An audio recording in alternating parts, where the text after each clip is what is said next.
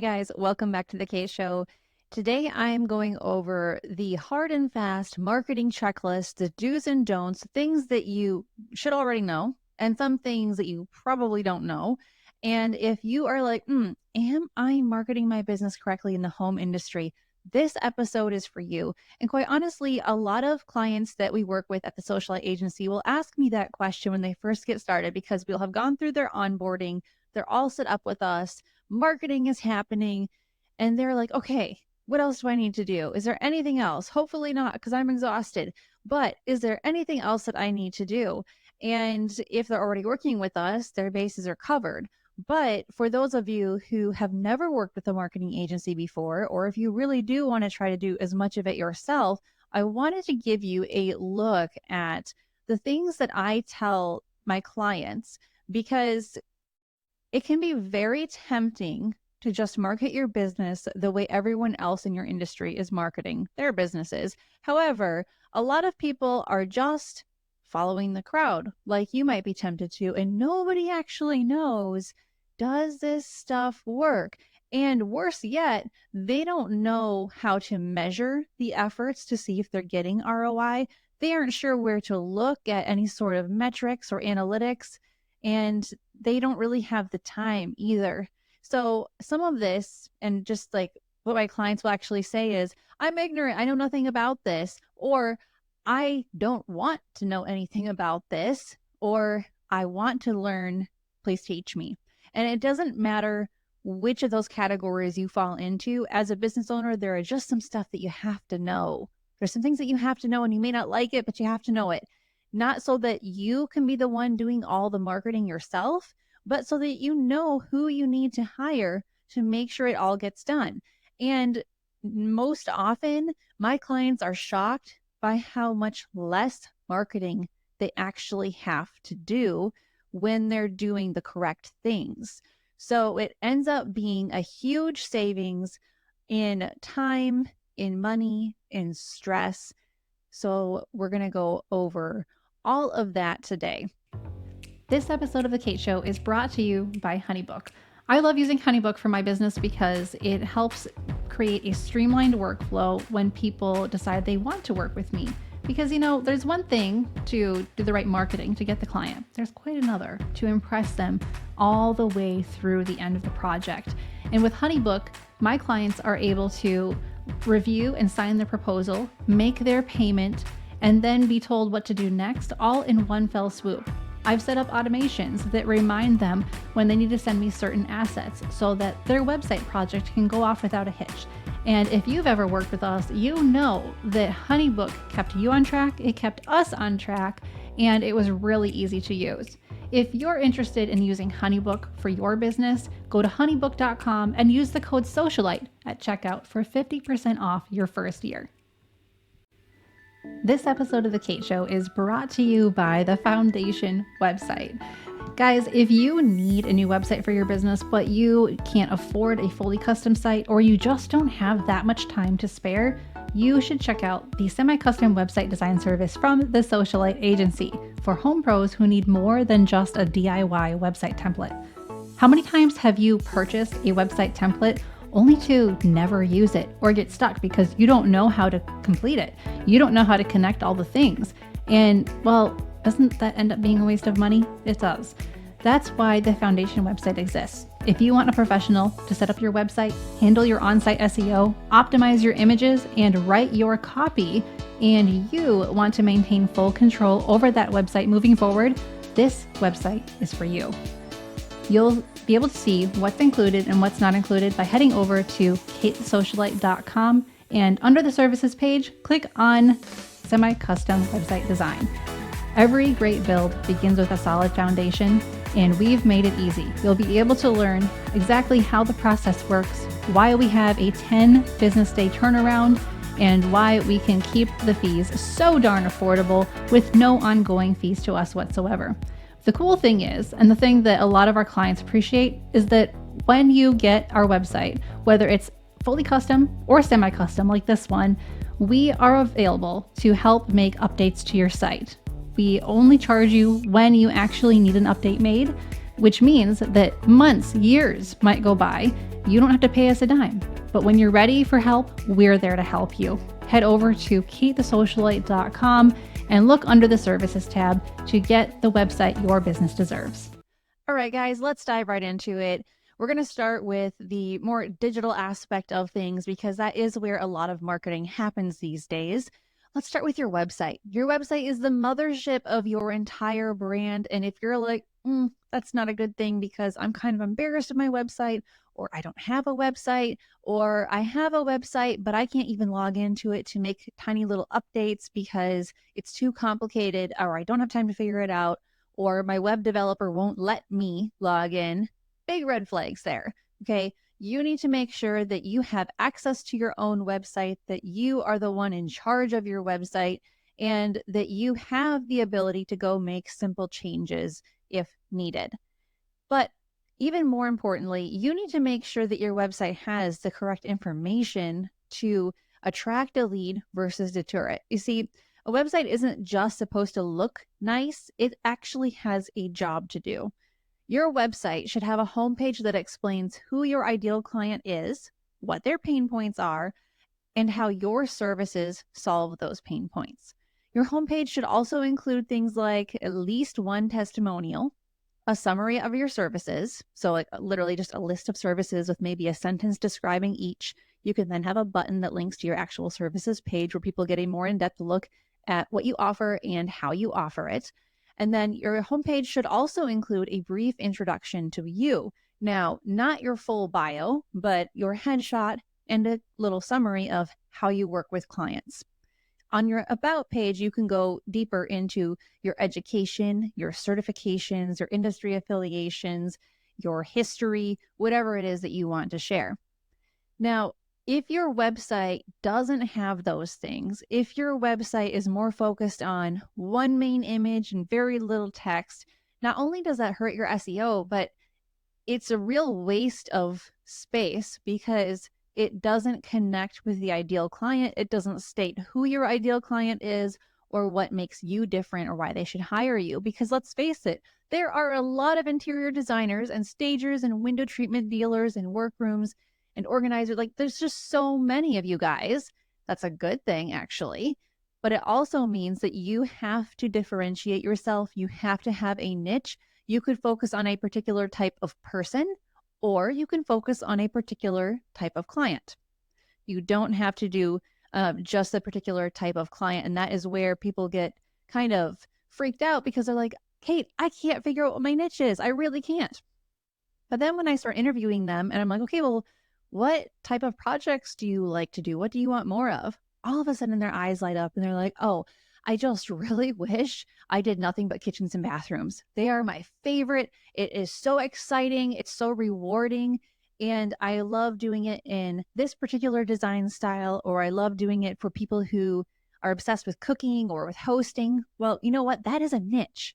So don't put yourself into a quandary because you can't find your ideal client. Maybe you need to find your ideal project instead. And that needs to be communicated full force on your website, especially on the homepage.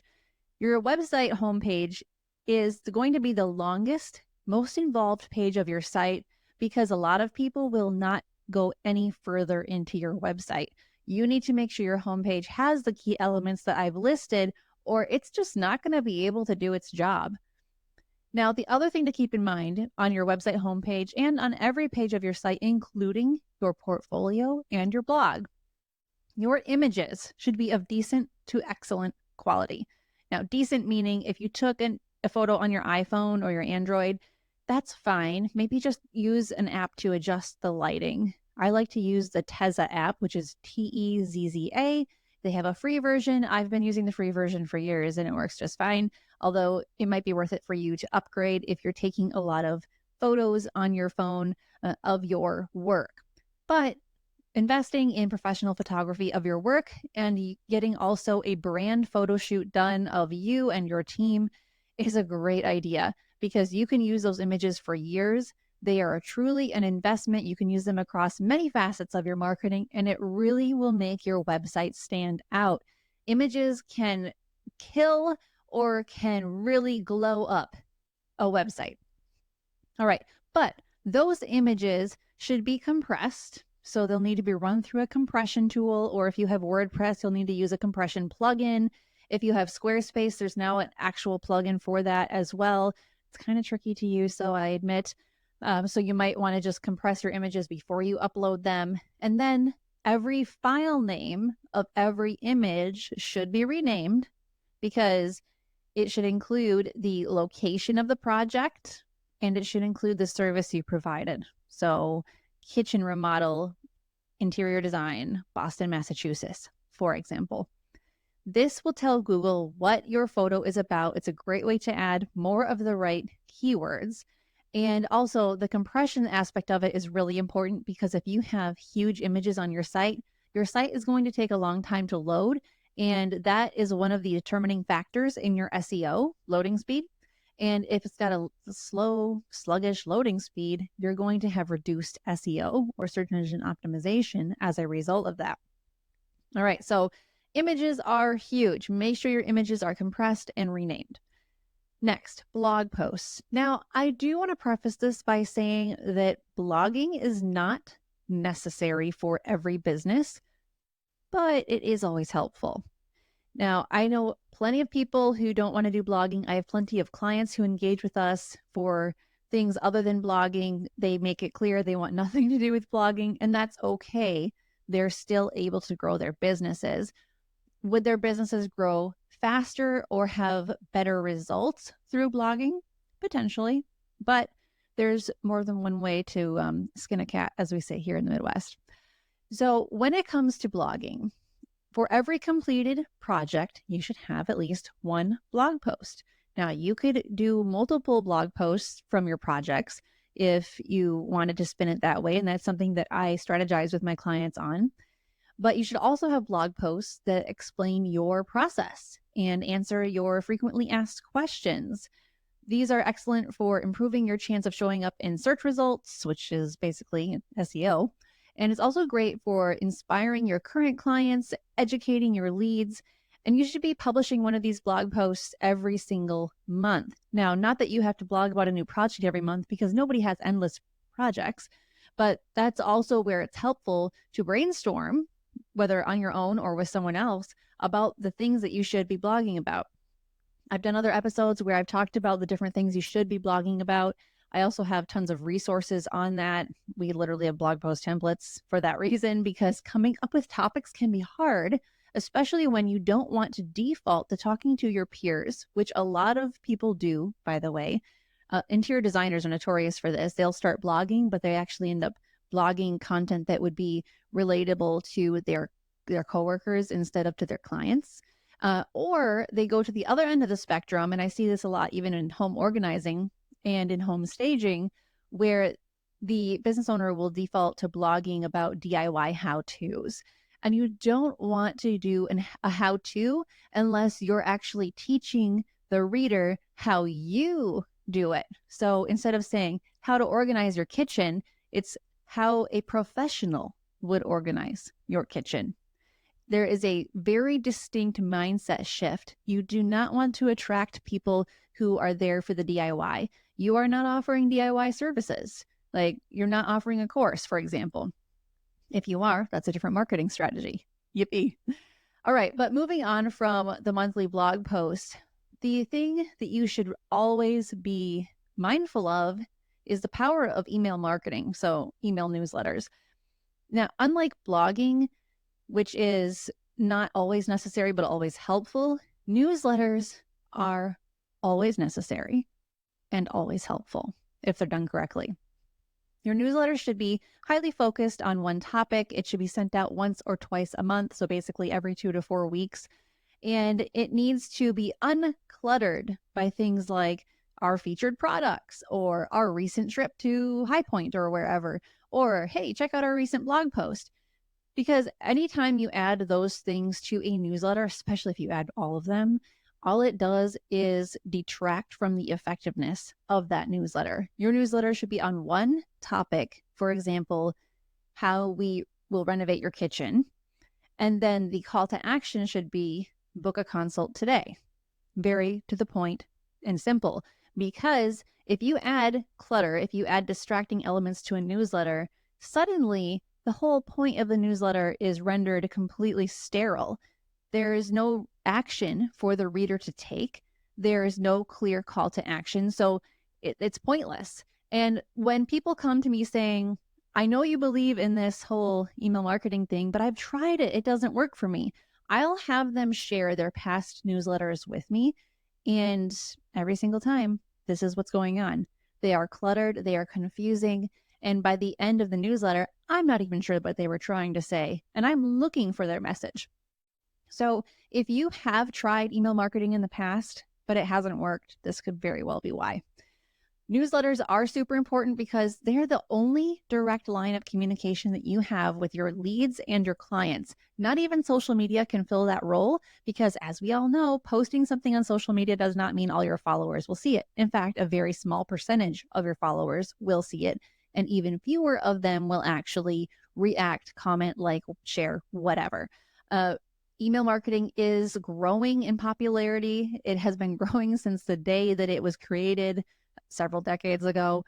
And even though a lot of people get a lot of emails, the emails that stand out, that are high quality, that are interesting, that are inspirational, that are really focused, are the ones that keep getting opened. So the average email open rate in the home industry is around 20%, but my clients are seeing open rates as high as 60 to 80% just because it's consistent, but it's not overbearing. It's every 2 to 4 weeks, not 2 emails every week.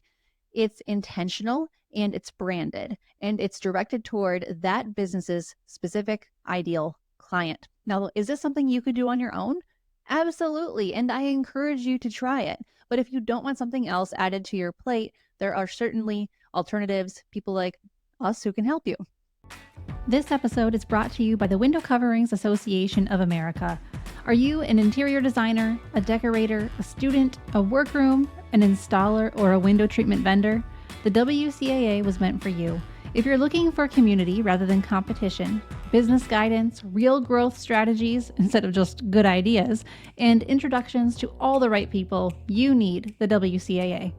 Their mission is to provide education, networking, a code of ethics, and increased exposure for this unique industry.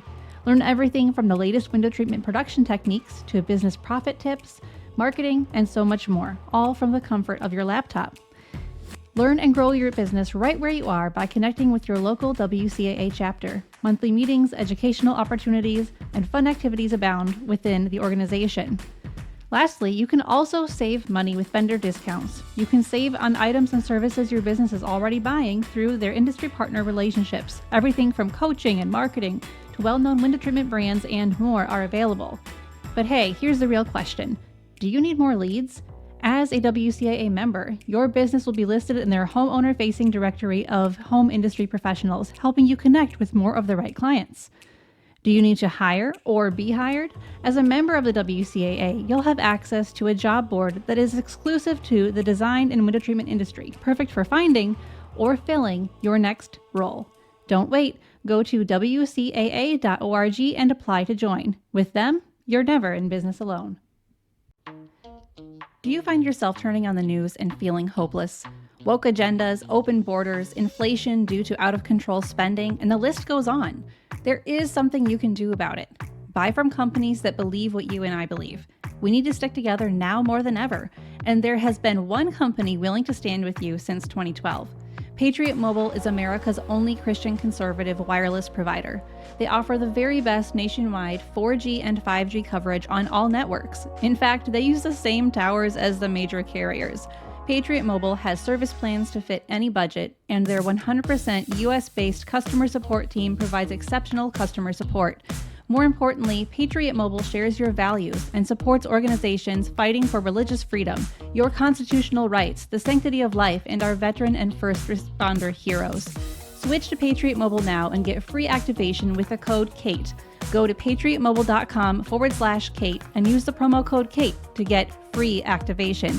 Guys, on a personal note, I have been using Patriot Mobile for about a year and a half, and it has been amazing. Not only was I able to keep my phone keep my phone number, and have amazing coverage, I was also able to get on a plan that just made more financial sense for me and my family.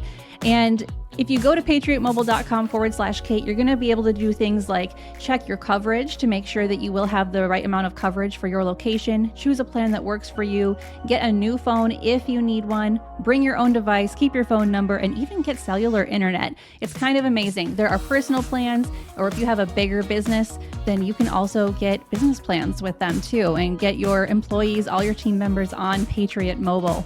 Guys, go to patriotmobile.com/Kate and use the code Kate for free activation. Now, the other thing that you definitely need for your business is Google Analytics, Google Search Console, and a Google Business Listing. These three are completely different Google products. They're all free, thankfully, but they're very different, and that's confusing for a lot of people, and I understand that. I was confused in the beginning too. Google Analytics should be connected to your website, and you should have a basic understanding of how most people are finding your site with this tool. If you do not have Google Analytics connected, do it right away. Have your website designer do it. It's going to take 30 to 90 days before there'll be enough data in Google Analytics to analyze.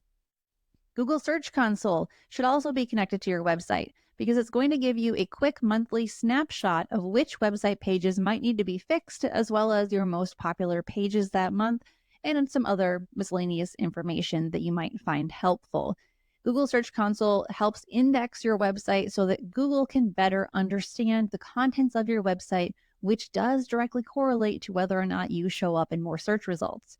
Lastly, your Google Business Listing. Everybody knows what this is, but not everybody has one. And most people who have a Google Business Listing for their business do not fully fill it out, and they don't keep it updated.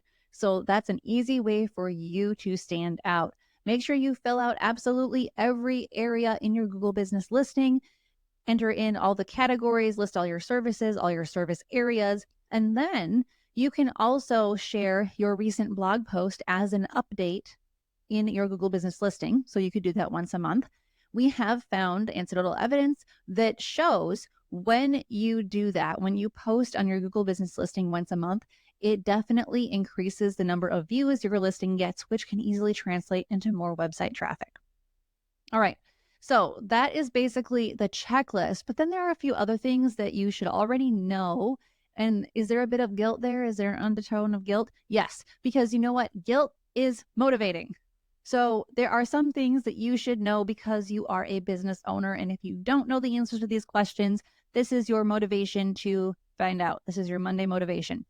All right. So you should know your brand colors down to the actual color codes. Now, I'm not suggesting you have to memorize these codes, although I do know the code for white is hashtag FFFFF. But I've also done a lot of graphic design, so that's why I remember. But you should have that information somewhere, and you should also have your official brand fonts. So if your brand was designed by a graphic designer, they probably gave you a brand guide. But if you DIY'd your brand, you need to consider having a professional redo it. You wouldn't want your clients to DIY their interior design, right? DIY logos are pretty easy to spot, and they can lessen your credibility, unless, of course, in your past career, you were a graphic designer. I have had a few clients like that recently who come to me with these gorgeous websites and gorgeous brands. And I'm like, girl, where did you get this? And she's like, I did it myself. And I'm like, wow, that's amazing. What an asset to your business. But for a lot of us, we weren't graphic designers. So working with a graphic designer to get a fully custom brand or even a semi-custom brand is a great idea, because if you want to instill trust in your ideal client, if you're working with that mid to high-end luxury client, you need to look as high-end as your client.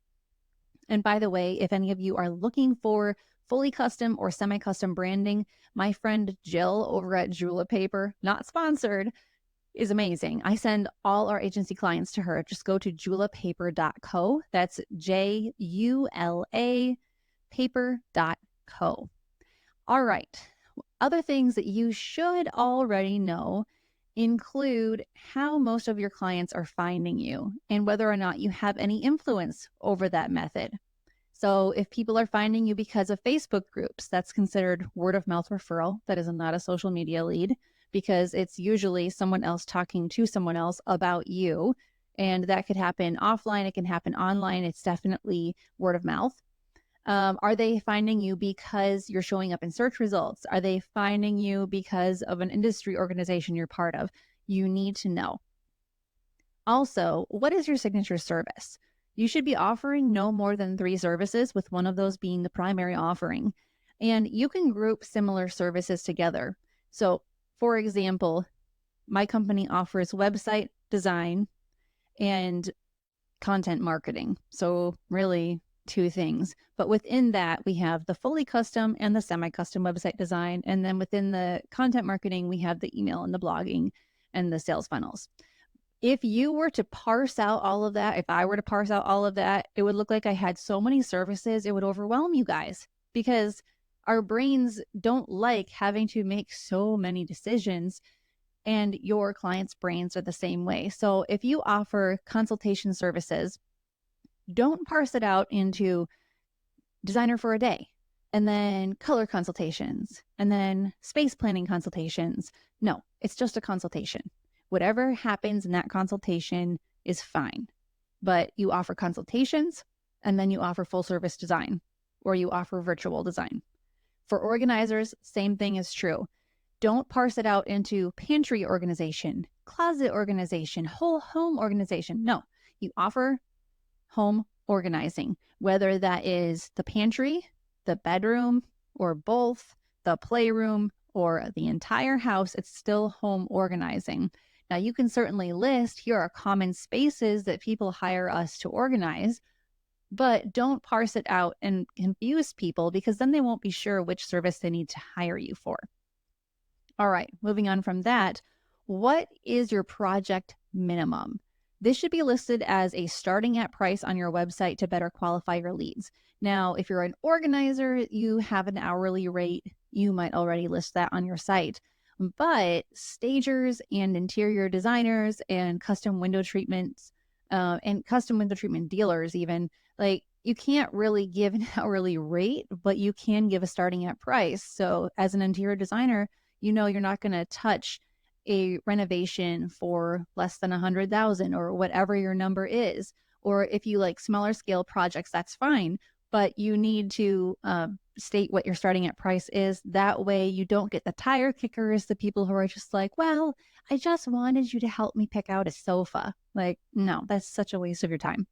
So having a starting at price on your website, knowing internally what your project minimum is, and that should be based on like actual math, not on what you feel comfortable with. A lot of designers get nervous when they're like, oh, but if I tell people my project minimum is a 6-figure number, is that going to deter some people? Well, yeah, that's the point. All right. The next thing that you should know is the ways that you are developing a relationship with your future clients. So here's how not to do it.